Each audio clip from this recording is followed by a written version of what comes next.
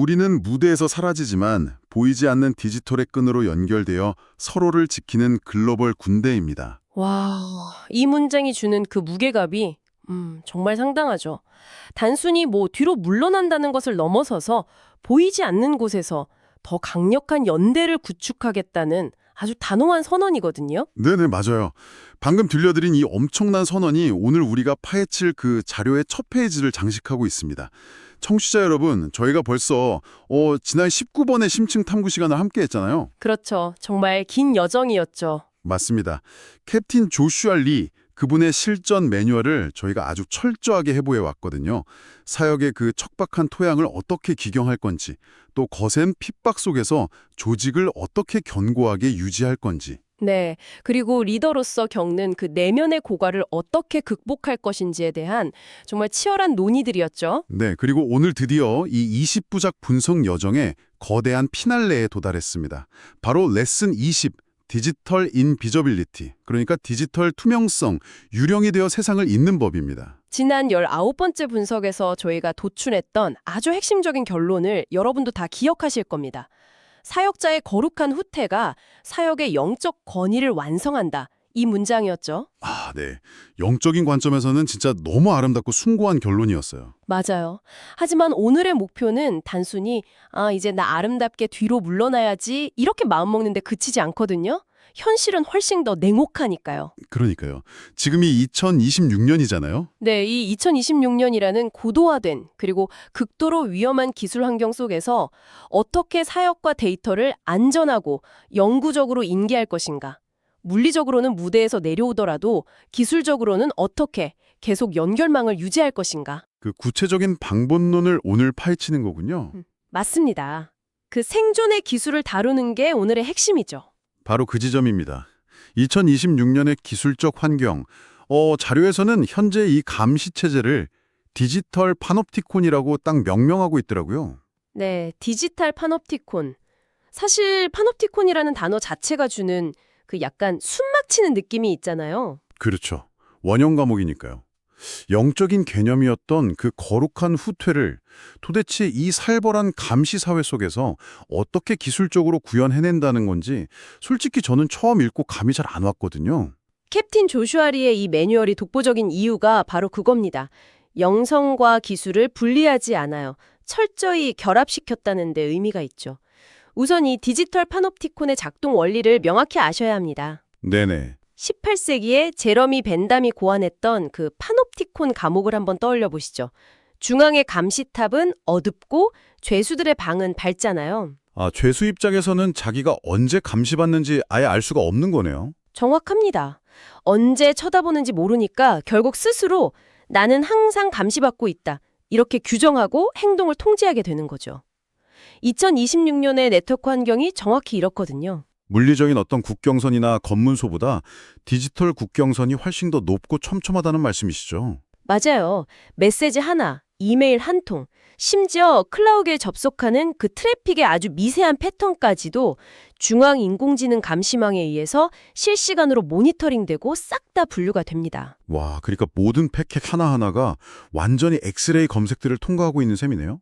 그렇다면 생존 전략이 무조건 필요할 텐데 자료를 보니까 이 감시망을 뚫고 사역을 다음 세대에 넘겨주기 위한 두 가지 핵심 무기를 딱 제시하고 있더라고요. 네, 아주 중요한 두 가지 기술이죠. 바로 암호화, 인크립션이랑 데이터 화이트 라벨링입니다.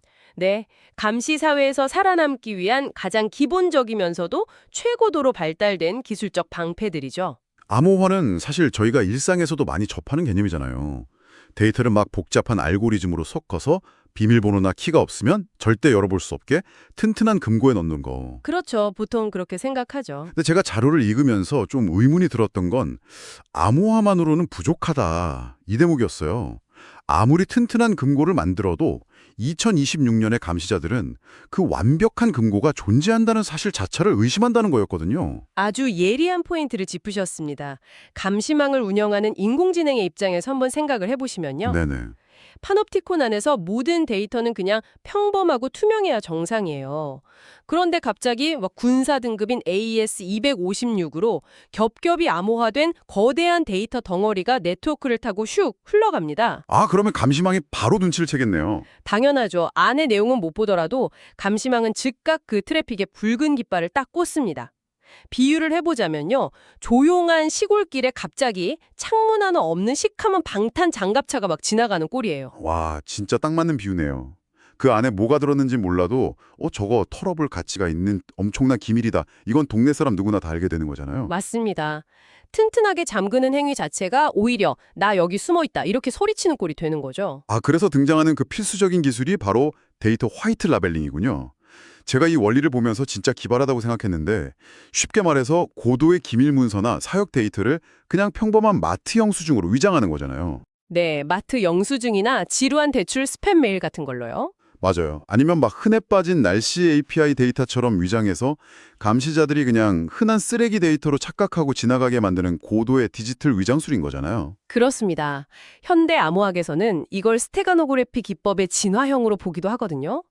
이게 그냥 단순히 파일 확장자 이름만 슬쩍 바꾸는 그런 얄팍한 수준이 아닙니다. 아, 구조 자체를 바꾸는 건가요? 네, 데이터의 본질적인 구조 자체를 겉보기엔 아무 의미가 없는 백색 소음, 화이트 노이즈나 일상적인 파일처럼 완전히 변환시키는 겁니다. 감시망의 필터링 시스템이 스캔을 딱 했을 때 이건 그냥 동네 마트에서 우유랑 빵 산 영수증 파일이네 이렇게 속게 만드는 거군요. 그렇죠. 아니면 누가 또 흔한 광고성 스팸 메일 대량으로 보냈네. 이렇게 뻔한 데이터로 착각해서 무사 통과시키도록 만드는 겁니다. 겉모습만 위장하는 게 아니라 시스템의 분석기마저 완벽하게 속일 정도로 데이터 배열 자체를 일상적인 형태로 직조해낸다는 거네요.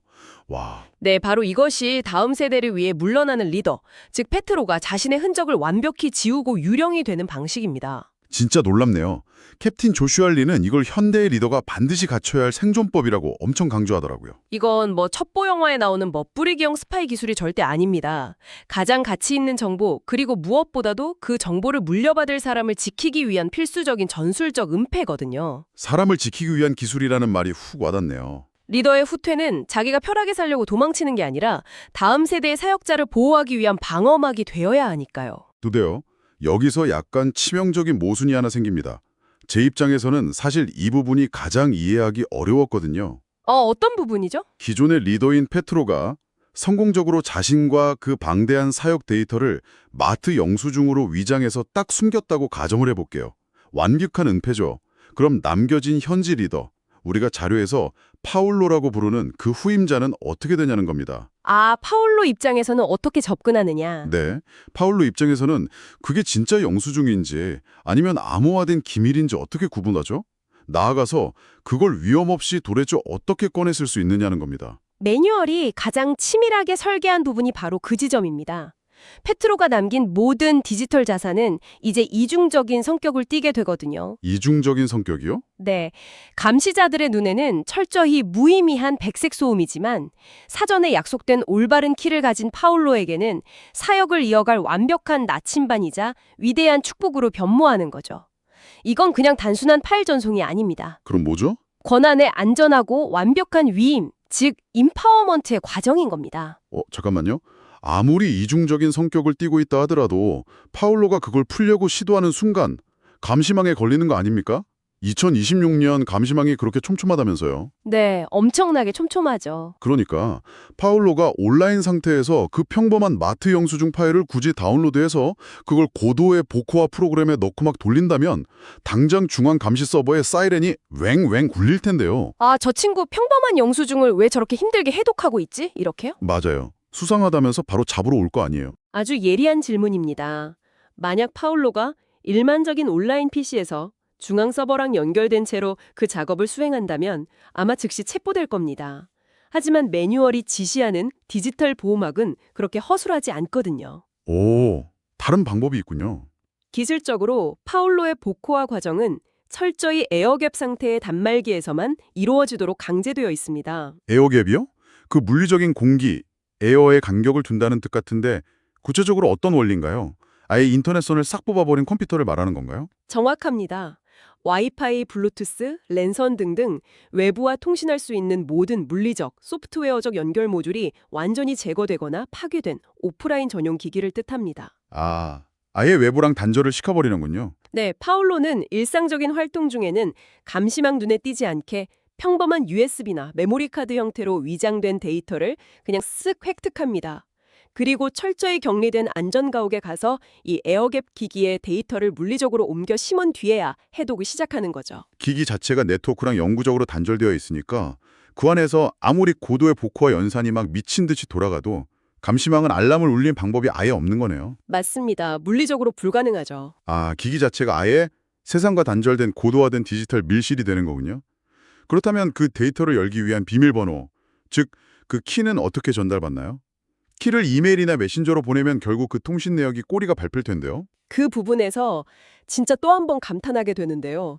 매뉴얼은 복호와 키의 조각들을 일상적인 웹서핑 트래픽 속에 아주 미세하게 흩뿌려서 숨겨놓는 방식을 취합니다. 웹서핑 트래픽 속에 숨긴다고요? 네, 예를 들어서 파울로가 해외의 유명 스포츠 뉴스 사이트를 방문하거나 평범한 요리 레시피 블로그에 있는 사진들을 클릭한다고 가정을 해보죠. 네네. 감시망의 시선에서는 파울로가 단순히 주말에 뉴스를 읽거나 일반적인 웹사이트를 서핑하는 것처럼 보입니다. 그런데 그 사이트들에 올라온 특정 이미지의 픽셀 데이터 속에 혹은 서버와 주고받는 접속 시간의 미세한 간격 속에 키의 조각들이 숨겨져 있는 겁니다. 와, 세상에. 그럼 파울로의 컴퓨터가 그걸 알아서 모으는 건가요? 맞습니다. 파울로의 위장된 수집 프로그램이 웹서핑을 하는 동안 이 조각들을 백그라운드에서 진짜 조용히 모아서 하나의 완전한 열쇠로 조립해내는 거죠. 그러니까 데이터를 여는 열쇠를 받는 행위마저도 그냥 주말에 소파에 앉아서 인터넷 뉴스 보는 지극히 평범한 일상 행동으로 완벽하게 위장된다는 거네요. 진짜 대박입니다. 그렇습니다. 매뉴얼에서 진짜 집요하게 강조하는 원칙이 바로 파울로를 전혀 노출시키지 않으면서도 권한을 위임하라는 거거든요. 아까 선임자가 남긴 데이터가 축복이라고 표현했잖아요. 네, 완벽한 나침반이자 축복이라고 하셨죠. 하지만 그 축복의 상자를 열어보는 과정에서 파울로의 손에 피가 묻거나 그를 추적하는 꼬리표가 딱 붙어버린다면 그건 더 이상 축복이 아니라 저주가 되거든요. 아, 그러네요. 오히려 위험에 빠뜨리는 거니까요. 에어갭과 웹 트래픽 위장술은 이 저주를 원천 차단하는 진정한 의미의 완벽한 영적, 기술적 방패인 셈입니다. 정말 압도적입니다. 무대를 파울로에게 온전히 넘겨주는데 완벽하게 성공했네요. 파울로는 이제 감시자들의 눈을 피해서 아주 안전하게 지휘봉을 잡았고요. 네, 완벽한 인계죠. 그런데 여기서 시야를 조금 돌려보겠습니다. 물러난 전 세계의 그 수많은 페트로들은 그럼 어떻게 되나요? 아, 어떤 의미이신지 딱 짐작이 갑니다. 전 세계 각지에서 파울로들에게 사역을 다 성공적으로 인계하고 흔적을 지운 말 그대로 유령이 된 페트로들 말입니다. 무대에서 내려왔으니까 그들은 그냥 은퇴해서 어디 조용한 숲속이나 바닷가에 푸묻혀서 남은 여생을 조용히 보내다가 사라지는 건가요?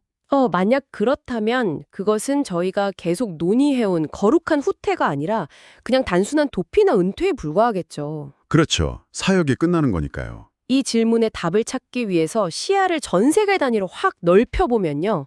오늘 자료에서 가장 웅장하게 묘사되는 글로벌 페트로 커넥트라는 거대한 개념과 딱 마주치게 됩니다. 글로벌 페트로 커넥트. 와, 이름에서부터 이미 뭔가 되게 거대하고 끈끈한 전 세계적 연대감이 확 느껴지는데요. 구체적으로 어떤 실체를 가진 조직인가요? 물리적 실체는 전혀 없습니다. 압수수색을 당할 본부 건물도 없고요. 체포할 대표자도 추적할 자금 계좌도 아예 존재하지 않죠. 본부도 없고 대표도 없다고요? 네, 각 지역에서 물리적 실체를 싹 지우고 무대에서 내려온 페트로들이 형성하는 탈중앙화된 거대한 연결망이거든요. 이들은 앞서 말한 완벽히 암호화된 클라우드 네트워크 공간, 즉 중앙 서버가 없는 그물망 같은 노드 구조 속에 모이는 겁니다. 블록체인이나 P2P 통신 같은 원리군요. 본부가 아예 없다면 그 안에서 도대체 무엇을 하는 거죠? 정보와 지혜의 실시간 교차로 역할을 하는 겁니다. 이 보이지 않는 클라우드 공간에서 각국의 페트로들은 자신이 겪은 사역의 지혜, 현지에서 벌어지는 핍박의 양상, 위기 정보, 그리고 새롭게 업데이트된 정부의 감시망 동향 같은 걸 실시간으로 싹 다 공유합니다. 아, 정보 교류회장이 되는군요. 네, 예를 들어 A 국가에서 새로운 해킹 기법이 등장했다 치면 하루 만에 페트로 커넥트를 통해 Z국가에 있는 파울로의 방어 시스템을 업데이트하라는 지침이 쫙 하달되는 시기죠. 은퇴자들의 친곡 도모 모임이 아니라 아주 강력하고 치명적인 보이지 않는 사역본부가 구축되는 겁니다. 와, 듣고 보니까 머릿속에 아주 선명한 그림이 딱 그려집니다.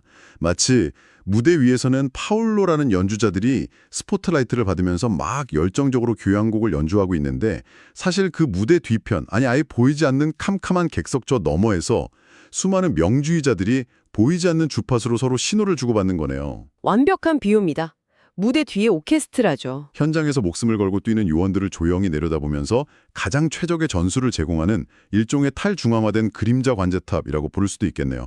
혼자 외롭게 은퇴하는 게 아니라 진짜 보이지 않는 글로벌 군대에 합류하는 거군요. 그림자 관제탑, 이것도 이 네트워크의 본질을 제대로 꿰뚫는 비유네요. 감시망을 운영하는 권력자들은 늘 눈에 보이는 건물이나 조직, 시야에 띄는 리더십만 파괴하면 사역이 영원히 멈출 거라고 착각하거든요. 네, 보이는 것만 쫓아가니까요. 그게 그들의 치명적인 오만이죠. 현실은 정반대입니다. 페트로들이 시야에서 딱 사라짐과 동시에 오히려 전 세계에 파편화되어 있던 경험과 지혜가 하나의 거대한 절대 파괴 불가능한 지식의 네트워크로 묶이게 되는 겁니다. 아, 오프닝에서 우리가 얘기했던 그 문장 있잖아요. 우리는 무대에서 사라지지만 보이지 않는 디지털의 끈으로 연결되어 서로를 지키는 글로벌 군대입니다. 이 선언이 이제야 완벽하게 이해가 됩니다. 그게 그냥 멋있는 시적인 비유가 아니라 글로벌 페트로 커넥트를 설명하는 가장 건조하고 정확한 팩트였네요. 네, 그 자체로 실체적인 선언인 거죠. 자, 이렇게 해서 저희가 기술적인 데이터 위장술과 에어갭부터 보이질 않는 글로벌 네트워크의 구축 원리까지 싹 다 살펴봤습니다. 그렇다면 결국 이 모든 복잡하고 정교한 시스템이 지향하는 궁극적인 지점은 어디일까요? 네, 이제 우리들의 이 정말 길었던 여정에 마침표를 찍을 시간이네요. 이 모든 고도화된 기술적 은폐, 암호화, 데이터 위장, 그리고 중앙 없는 글로벌 연결망 구축의 궁극적인 목적, 이게 결코 기술 그 자체의 우월함을 자랑하기 위함이 아니거든요. 그렇죠. 기술은 도구일 뿐이니까요. 이 모든 시스템은 단 하나의 가치를 위해 복무합니다.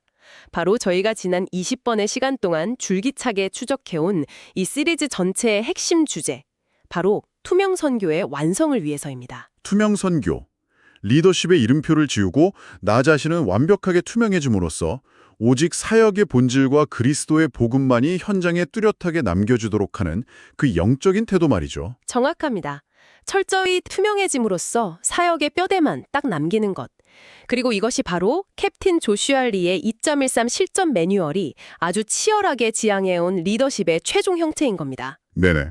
뒤로 물러남으로써 오히려 사역을 전진시키고 세상의 시야에서 사라짐으로써 영구적인 연결망 속에 존재하게 되는 이 위대한 역설을 우리가 다 함께 목격한 것이죠. 청취자 여러분도 지금 막 전율을 느끼고 계시겠지만 이건 단순히 기술을 어떻게 다룰 것인가의 문제가 아닙니다.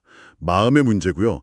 내가 쥐고 있는 통제권을 과감히 내려놓는 영적인 결단의 문제거든요. 맞습니다. 그래서 캡틴 조슈아 리는 이 매뉴얼의 마지막 장에서 여러분에게 그리고 우리 모두에게 아주 간곡하게 이렇게 당부합니다. 무대를 떠나십시오. 그리고 하나님의 네트워크 안으로 들어오십시오. 와, 진짜 깊이 새겨야 할 문장이네요. 리더로서 쥐고 있던 권위와 성과를 과감하게 다 내려놓고 스포트라이트 밖으로 걸어 나오는 영적인 결단, 즉 무대를 떠나는 것. 네, 그리고 그와 동시에 남겨진 파울로를 안전하게 돕기 위해서 보이지 않는 시스템과 연대의 끈을 구축하는 것, 즉 네트워크로 들어가는 것. 이 두 가지의 결단이야말로 우리가 현장에서 완수해야 할 마지막 실천 과제인 거죠. 정말 압도적이고 가슴 벅찬 여정이었습니다. 여기서 여러분에게 마지막으로 한 가지 도발적인 질문을 던지면서 긴 여운을 좀 남기고 싶습니다. 네. 우리는 늘 누군가에게 기억되기를 원하면서 살아가잖아요. 내 이름이 역사에 남기를 바라고 또 내 업적이 칭송받기를 원하죠. 그건 인간의 본성이니까요.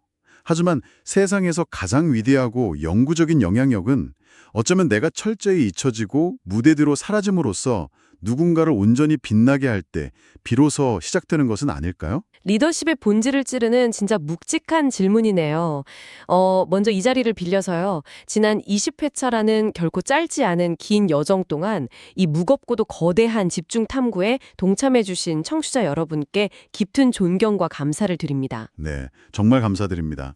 점차 복잡해지고 또 극도로 위험해지는 이 디지털 시대의 감시망 속에서 캡틴 조슈아 리의 이 2.13 매뉴얼은 후퇴를 통한 전진이라는 아주 위대한 역사를 우리에게 가르쳐 주었습니다. 네네. 이 지혜가 리더십과 사역, 그리고 타인을 섬기고 권한을 이양하는 그 방식에 대해서 우리가 가지고 있던 기존의 시각을 얼마나 근본적으로 그리고 또 혁명적으로 변화시켰는지 모릅니다. 매 순간 함께 문헌을 분석하고 숨겨진 의미를 깨달아가는 과정 자체가 저에게도 진짜 형언할 수 없는 큰 축복이었습니다. 저 역시 매 순간이 진짜 흥분과 전율 그리고 깊은 깨달음의 연속이었습니다. 자, 저희가 준비한 이 공식적인 심층 탐구 시리즈는 여기서 대단원의 막을 내립니다. 하지만 진짜 이야기는 끝나지 않았습니다. 그렇죠. 이제 시작이죠. 캡틴 조슈아 리의 2.13 실전 매뉴얼은 이제 이 오디오 방송을 넘어서요. 바로 여러분의 손끝에서 여러분의 치열한 삶의 현장에서 살아 숨쉬는 실천으로 계속될 것임을 확신합니다. 여러분이 현장에서 무대를 내려오고 보이지 않는 끈으로 연결되는 그 모든 은밀하고도 위대한 헌신의 길 위에 끝없는 연대와 깊은 축복이 늘 함께하기를 바랍니다. 우리는 여러분이 묵묵히 걸어갈 그 위대한 유령들의 발걸음을 진심으로 응원하겠습니다.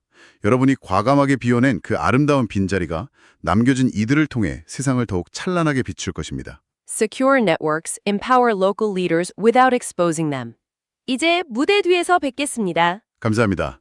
지금까지 여러분의 영원한 탐구 동반자였습니다.